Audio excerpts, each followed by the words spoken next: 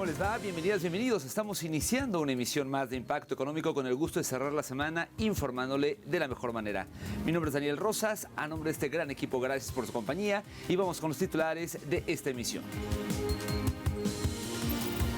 En nuestro mundo hoy, la India se presenta como centro global de inteligencia artificial en la cumbre de inteligencia artificial.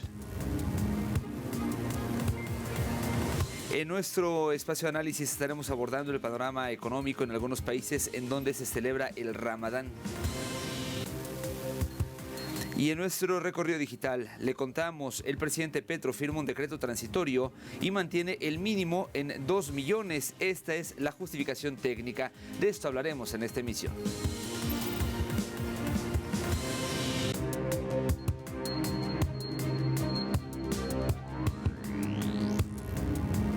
Momento de iniciar con el detalle de la información. El primer ministro indio Narendra Modi presentó el jueves a la India como un actor central en el ecosistema global de inteligencia artificial durante su participación en la cumbre de impacto de la IA de India.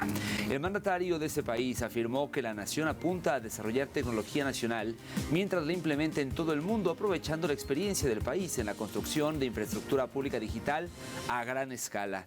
A su vez, Modi presentó a la India como un centro rentable para la innovación en la inteligencia artificial. En el evento también participó el secretario general de las Naciones Unidas, Antonio Guterres, mismo que propuso la creación de un fondo global de $3,000 millones para garantizar que el desarrollo tecnológico llegue a todas las naciones por igual. Por este momento, la India busca invertir para la creación de centros de datos en los próximos años. Al evento también asistió el presidente de Francia, Emmanuel Macron, el director ejecutivo de Google, Sundar Pichai, así como ejecutivos de tecnología y legisladores. Vamos a escuchar algunas declaraciones. Debemos democratizar la inteligencia artificial. Debe convertirse en una herramienta de inclusión y empoderamiento, especialmente para el sur global.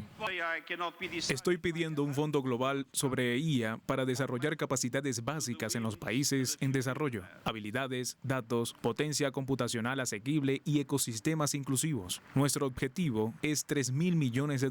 Eso supone menos del 1% de los ingresos anuales de una simple empresa tecnológica. Un pequeño precio por la difusión de la IA que beneficia a todos, incluye a las empresas que construyen IA. El futuro de la IA no puede decidirlo un puñado de países, ni dejarlo a merced de unos pocos multimillonarios. Más información, vámonos a Cuba. El canciller de ese país, Bruno Rodríguez Parrilla, denunció que el bloqueo impuesto por Estados Unidos provocó pérdidas superiores a $7,000 millones entre marzo de 2024 y febrero de 2025. El diplomático calificó de destructivo el cerco económico que, tras casi 7 décadas, continuó afectando el desarrollo de la isla y restringiendo el acceso al financiamiento, combustible y bienes esenciales. Pese al impacto, el gobierno encabezado por Miguel Díaz-Canel reafirmó su determinación de sostener el proyecto socialista y priorizar la protección de los sectores más vulnerables. Durante una visita oficial a Rusia, Rodríguez agradeció la solidaridad recibida y ratificó la defensa de la soberanía nacional frente al recrudecimiento de sanciones promovidas por la administración de Donald Trump. Y ya que estamos hablando de Cuba, le platico que la coalición internacional Nuestra América anunció un amplio operativo humanitario para acompañar al pueblo de Cuba frente al recrudecimiento del bloqueo estadounidense. El próximo 21 de marzo, un convoy articulado por aire, mar y tierra prevé arribar al malecón de La Habana con alimentos, medicinas y otros insumos esenciales, resultado de una red global de acopio impulsada por sindicatos, parlamentarios y organizaciones solidarias. La iniciativa cuenta con el respaldo de voces internacionales como Greta Thunberg, también así como Rashida Tlaib, quienes han denunciado, como usted sabe, el impacto social de las sanciones. Inspirado en experiencias previas en solidaridad internacional, el operativo busca visibilizar las consecuencias del cerco económico y reafirmar el derecho de la isla a su soberanía y desarrollo.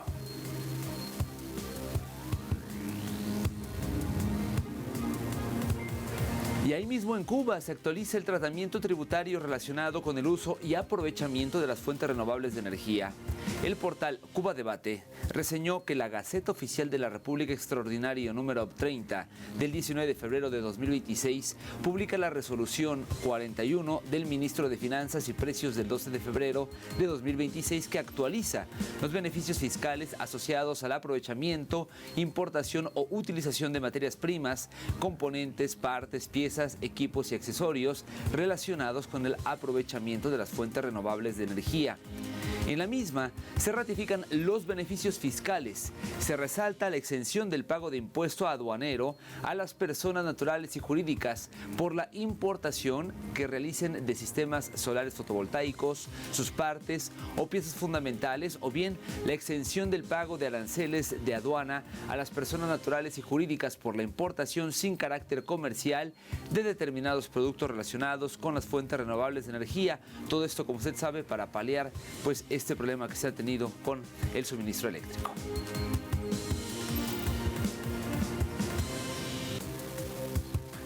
Por otro lado, Estados Unidos cerró el año con uno de los mayores déficits comerciales desde 1960, en medio de una política de guerra arancelaria marcada por la volatilidad. Según el Departamento de Comercio de Estados Unidos, la brecha de bienes y servicios alcanzó 901.500 millones de dólares en 2025, mientras que solo en diciembre se ubicó en 70.300 millones, impulsada por un alza de importaciones y una caída de exportaciones. Las medidas impositivas impulsadas por el presidente Donald Trump reconfiguraron los flujos globales. El déficit con China se redujo a su nivel más bajo en 2 décadas, pero aumentaron las brechas con México y Vietnam. Analistas del Banco de la Reserva Federal de Atlanta estiman que el comercio exterior aportó marginalmente al crecimiento del PIB del cuarto trimestre. Oiga, y en más información le contamos que el precio del cacao en origen ha caído en picada tras alcanzar máximos históricos. Entre las causas se encuentran pues, las presiones de la oferta y la demanda, lo cual ha hecho que los precios del rubro se desplomen. Para conocer más detalles, vamos a ver el siguiente material.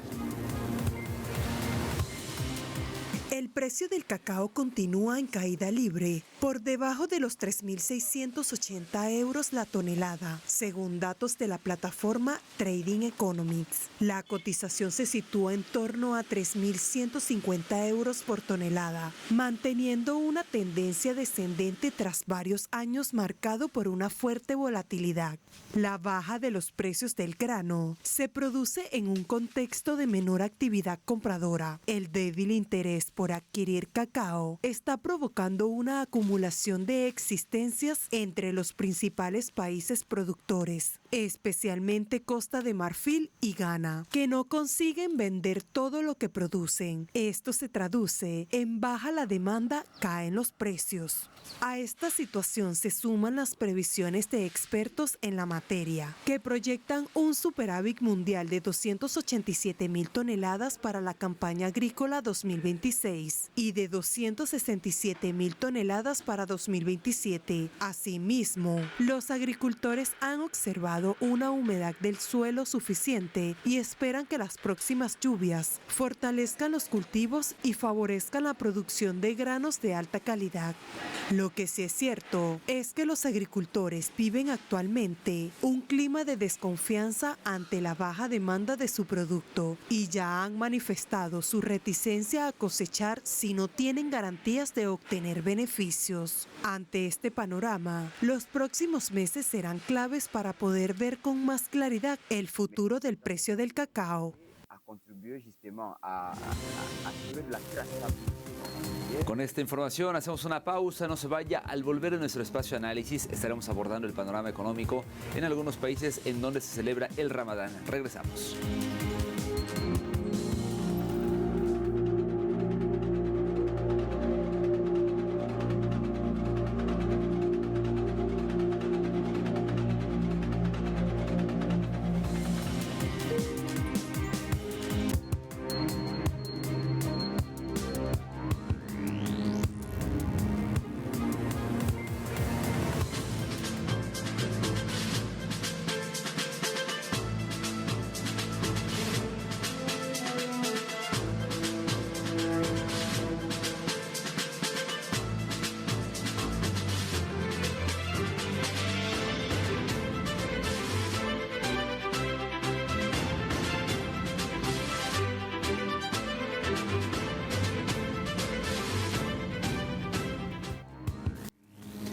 En todo el mundo, musulmanes celebran el mes del Ramadán.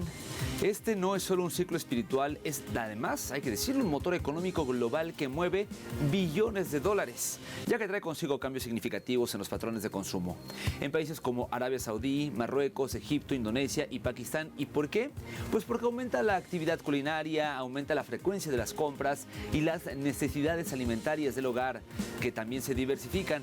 De igual forma, el mes sagrado impulsa un aumento simultáneo en la demanda de ciertos alimentos, generando pues un shock de demanda estacional que en realidad es predecible, pero que aún así ejerce una fuerte presión sobre el mercado, lo que se traduce en inflación estacional, especialmente en los alimentos. Por esa razón, en países donde se celebra esta tradición, los consumidores se han visto obligados a ser más selectivos y priorizar bienes esenciales.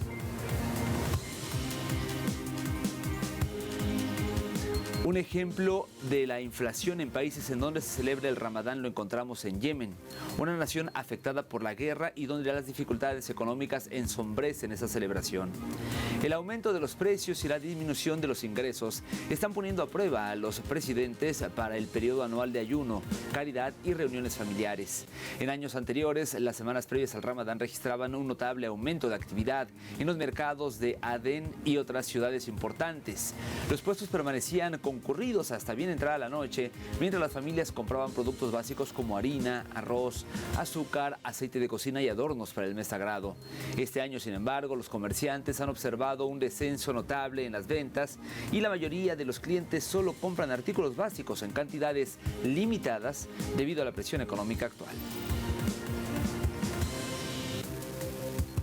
Cada año importamos menos, sobre todo productos básicos, porque los precios son altos. Los clientes que antes compraban al mayor, ahora solo se llevan la mitad. La actividad del mercado ha disminuido y este Ramadán es más flojo que en años anteriores, sobre todo con las fluctuaciones del tipo de cambio.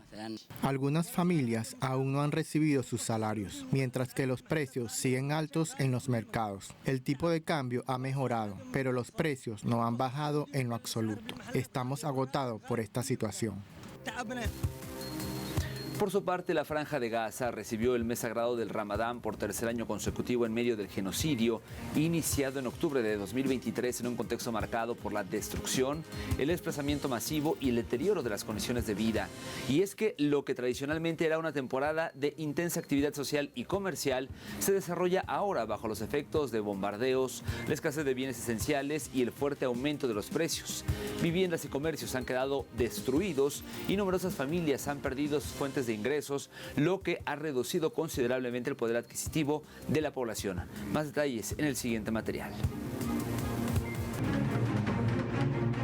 Los palestinos de la Franja de Gaza se encuentran todavía en condiciones vulnerables por el genocidio israelí, el cual ha destruido su infraestructura, su economía y calidad de vida.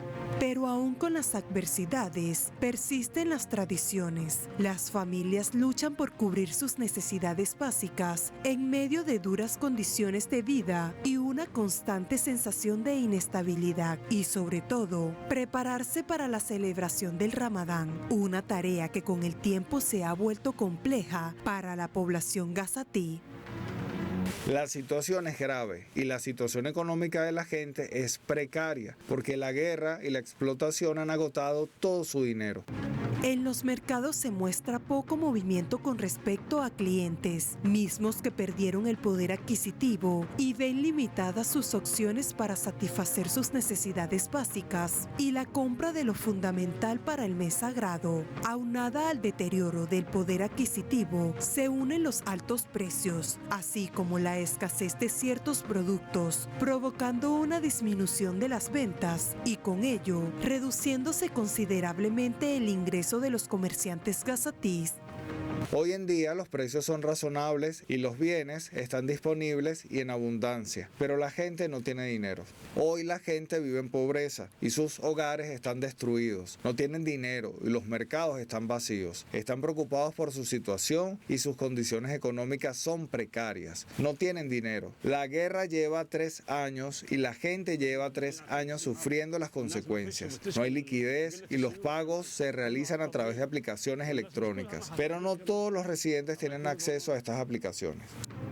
Lo que sí es cierto es que este Ramadán está marcado por la tristeza, sin luces ni celebraciones como antes. En los mercados hay pocos productos y a precios que la mayoría no pueden pagar. Aquí, el mes sagrado vendrá entre el dolor y la resistencia diaria de una población aún dolorida.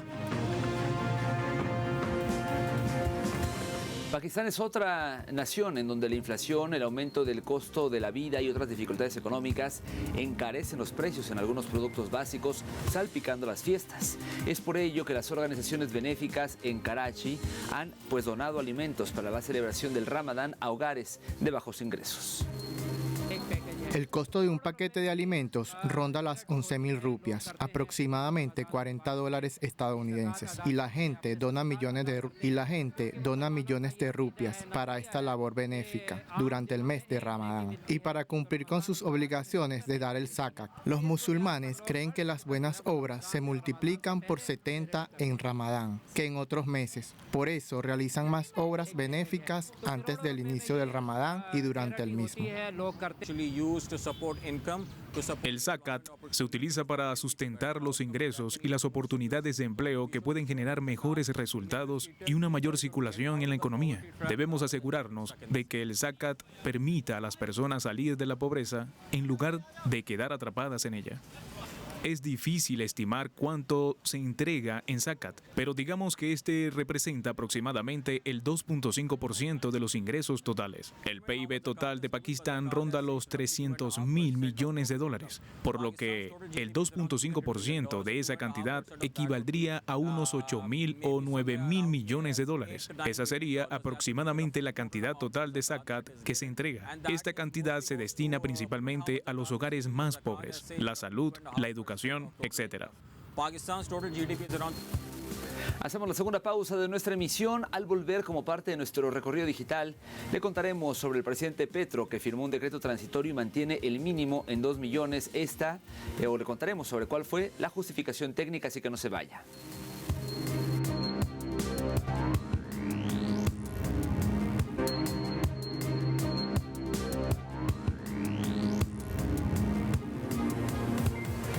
Estamos de vuelta en Impacto Económico a través de la señal de Telesur. Momento de iniciar nuestro recorrido digital y lo hacemos con el portal colombiano que dice lo siguiente. Vamos a leer el titular. Dice: Petro firma decreto transitorio y mantiene el mínimo en 2 millones.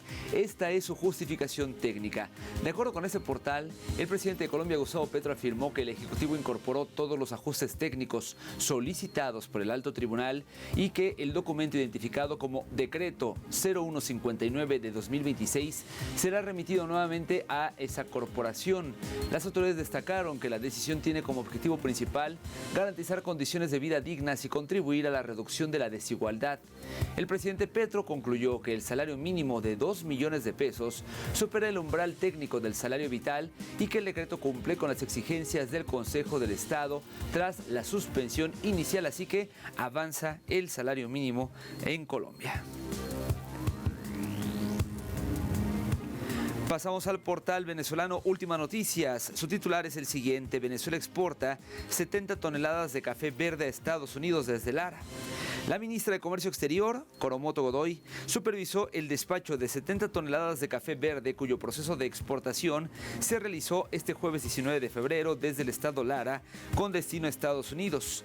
Esta acción se llevó a cabo en el marco del fortalecimiento de la zona económica especial y el impulso a la exportación de rubros no petroleros, partiendo del terminal intermodal tipo Puerto Seco de la empresa de comercio exterior de la entidad larense, conocida por sus siglas como MCOEX. Y finalizamos nuestro recorrido digital con Business Insider África, que analiza el siguiente titular: Nigeria apuesta por los pagos digitales para reestructurar las finanzas globales y reducir la dependencia de las monedas de reserva.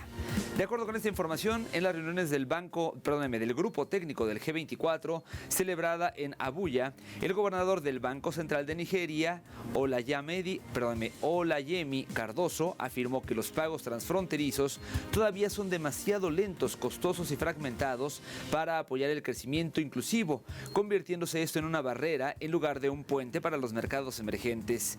Cardoso destacó que Nigeria en 2025 lanzó su Sistema Nacional de Pagos basado en los estándares de mensajería ISO 20022 para gestionar transacciones multidivisa y transfronterizas, esto en el marco de la visión 2028 del sistema de pagos.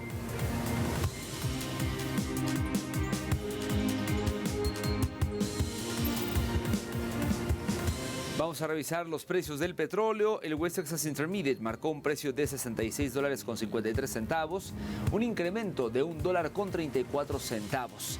En el caso del barril del Brent, el de referencia en Europa, su precio se ubicó en $71.59, también incrementándose $1.24. Y finalmente revisamos que el crudo promediado por la OPEP marcó un precio de $67.03, también subiendo en este caso 68 céntimos de dólar.